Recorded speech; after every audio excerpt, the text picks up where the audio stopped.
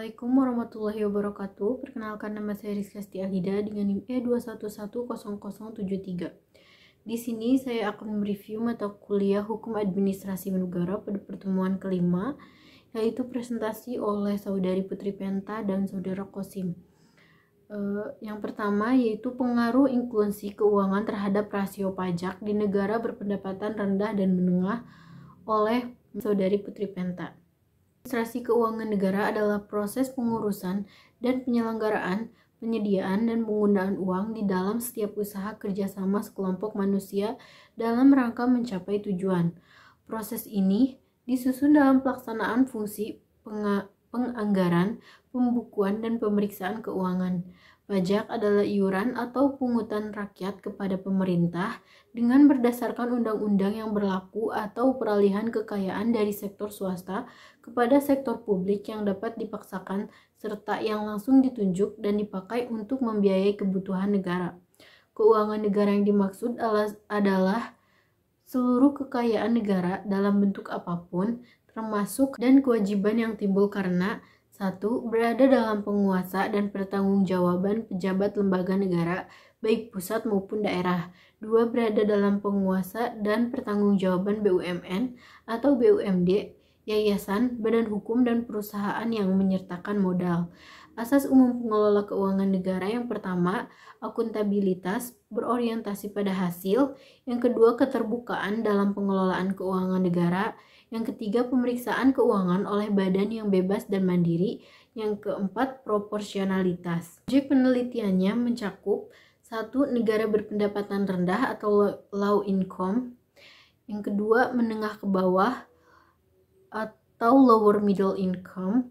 Yang ketiga, menengah ke atas, upper middle income.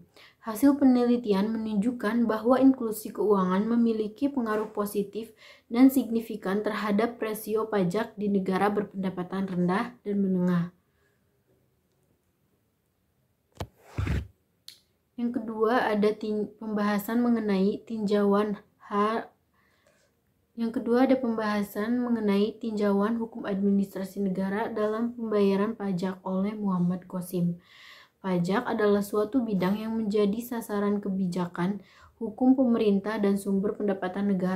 Dapat dilihat pada setiap RUU tentang anggaran pendapatan dan belanja negara atau RUU APBN oleh pemerintah untuk penempatan pajak sumber pendapatan utama. Pengetahuan tentang sanksi dalam perpajakan menerapkan self-assessment sistem dalam pelaksanaan pemungutan pajak. Wajib pajak diberi kepercayaan untuk menghitung, menyetor, dan melaporkan pajaknya. Sanksi administrasi sebagai upaya memaksa wajib pajak agar mentaati dan kewajibannya. Faktor-faktor yang memengaruhi penerapan sanksi administrasi bagi wajib pajak. Yang pertama, ada faktor kesadaran wajib pajak.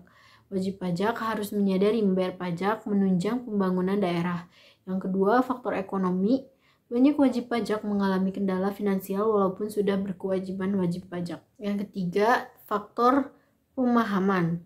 Wajib pajak yang tidak memahami akan menjadi tidak taat pajak.